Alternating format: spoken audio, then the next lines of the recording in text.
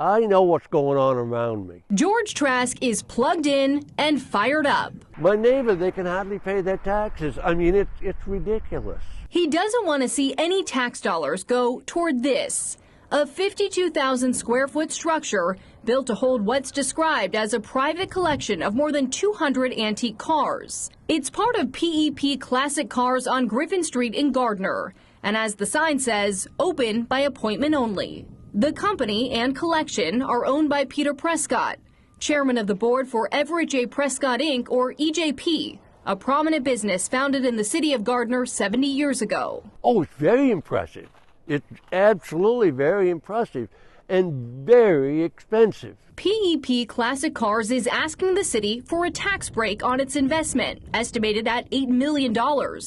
According to an application filed last month, the company will owe about $84,000 in annual property taxes, but wants $30,000 of that returned each year for 10 years. One hand washes the other, but when it's just a big toy box, I don't want to pay for his toy box. That $300,000 benefit would be part of a credit enhancement agreement, a popular type of tax increment financing or TIF arrangement in Maine. We worked closely with PEP Classic Cars and everybody gave a little bit, and I think this works for the residents, businesses, taxpayers. Mayor Patricia Hart says TIFs are one of just a few economic tools the city has to attract and retain businesses. In this case, the project's already done, it's already built. So is there, I guess, a need to provide an incentive? Yeah, that's a really good question. The discussions happened a while ago. We started them.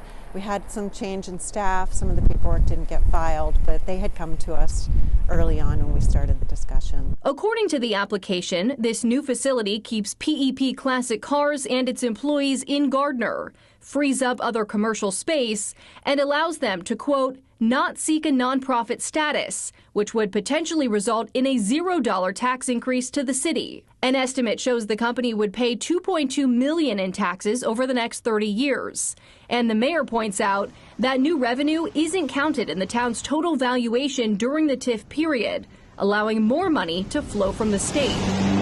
The TIF district does shelter that value from state valuation, which determines the school funding and our revenue sharing. So it's got a lot more value. In a prior application, the company laid out a plan to use the Prescott collection of cars as a venue to hold 4 charitable events per year, saying the tax break was needed to offset costs for planning and extra staff.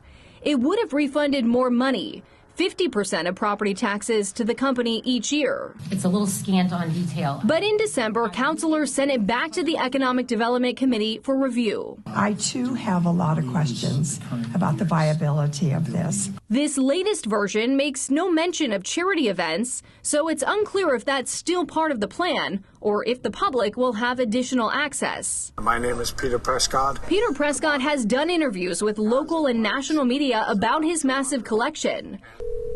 When the I-Team contacted him back in January, he agreed to an interview and then told us he pulled the request since people in town were upset.